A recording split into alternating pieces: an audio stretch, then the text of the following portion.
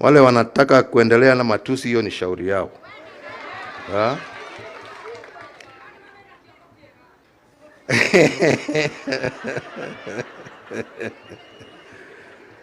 Sisi hatuna chuki na mtu. Tunapenda nchi yetu. Kenya's politics has never been short of drama, from alliances formed in the dead of the night to bitter rivalries that shake entire communities. But on September 26, 2025, former President Uhuru Kenyatta dropped a statement that hit the country like a thunderbolt. At Jubilee's National Delegates Committee in Nairobi, Uhuru took direct aim at Rigathi Gachagua, warning him that you cannot be led by bitterness. Mwambia mimi siku hizi siongeangi mengi. Najaribu saa kukaa on point. Sio hapana, unajua sasa wataenda watanichukua wapindue ingine. Lakini ya muhimu, chama chetu cha Jubilee kutoka mwanzo lengo letu lilikuwa tujenge chama cha kitaifa. It was more than just a swipe. It was a reflection from a man with 4 decades of political experience. And for Kenyans watching, it was a clear reminder bitterness has consequences, not only for leaders, but for an entire nation. But why did Uhuru choose those words? To understand this, we must revisit Rigathi Gachagua's past, from his bitter public attacks on Uhuru in 2022 to his more recent outbursts aimed at President William Ruto. Mimi Rigathi Gachagua ndio nilipatiwa Uhuru Kenyatta na Moi mwaka wa 2002. Hakuna kitu alijua. Nilimtoa kwa baa, alikuwa mlevi. Nikamuuta, nikamsaidia, nikamfanya akakuwa rais wa Jamhuri ya Kenya. Amerogwa na Raila, amenigeuka, ameniangaisha, amenitafutia makesi ya uongo, ameninyang'anya pesa yangu, amefunga kampuni zangu zote. This is the story of bitterness in politics, a story that could shape the road of 2027. Uhuru addresses Jubilee delegates, reflects on his 40 years in politics, winning and losing with humility.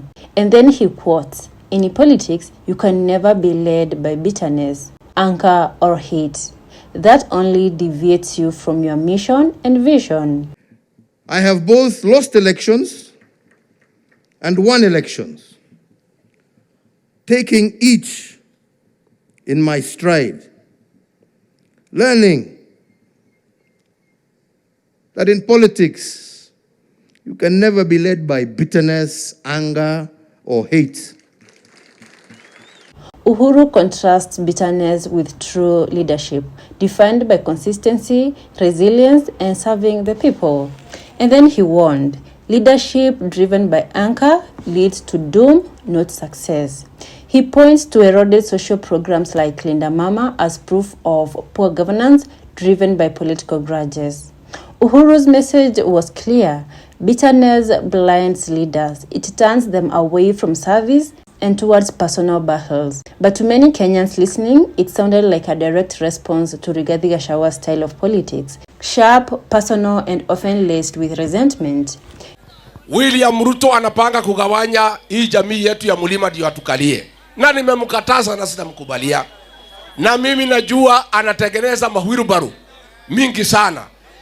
Tunajua hata kwa upinzani amepanga atume watu yake wagawanye united opposition.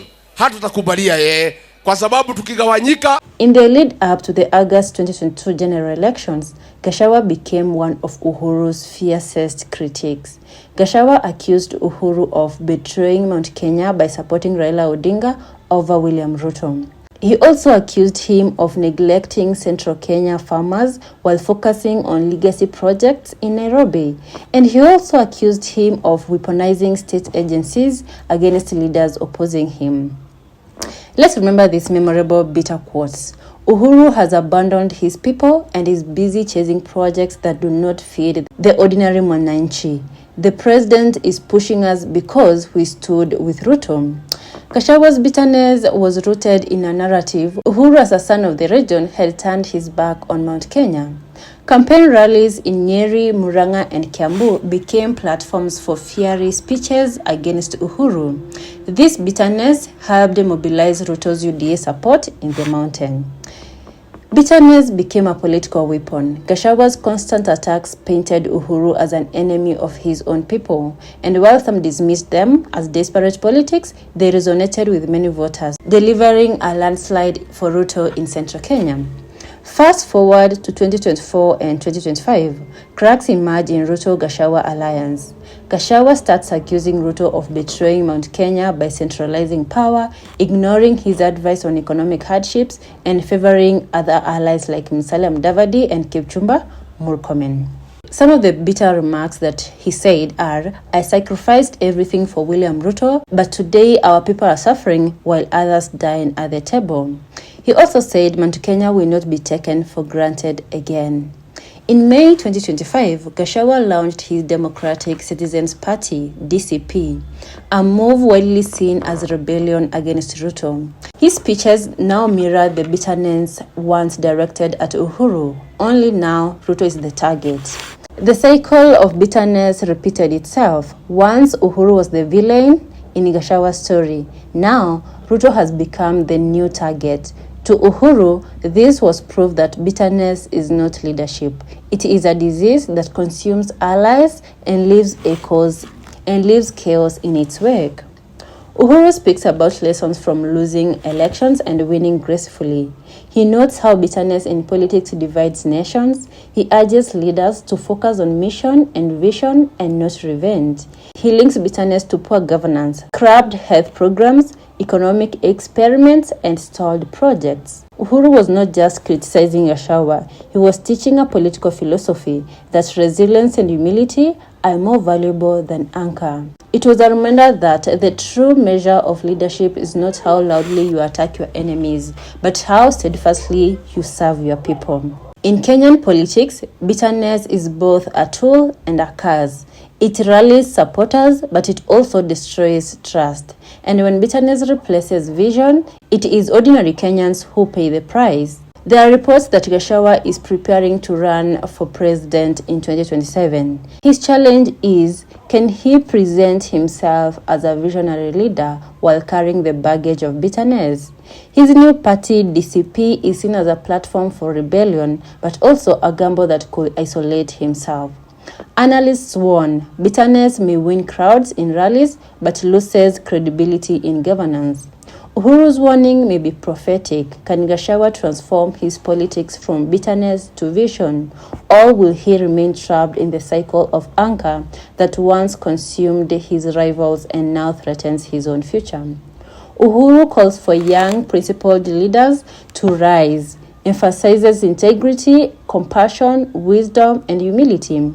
He also urges Jubilee and other parties to reform constitutions, prevent interferences, and build trust. Further, he calls for leadership that learns from mistakes instead of seeking revenge. Uhuru's closing message was not just for Gachagua, it was for the next generation. Kenya needs leaders who are steady, compassionate, and visionary. Leaders who can unite, not divide. Leaders who can rise above bitterness. As the sun sets on Uhuru Kenyatta's active political career, his words carry the weight of experience. You cannot be led by bitterness.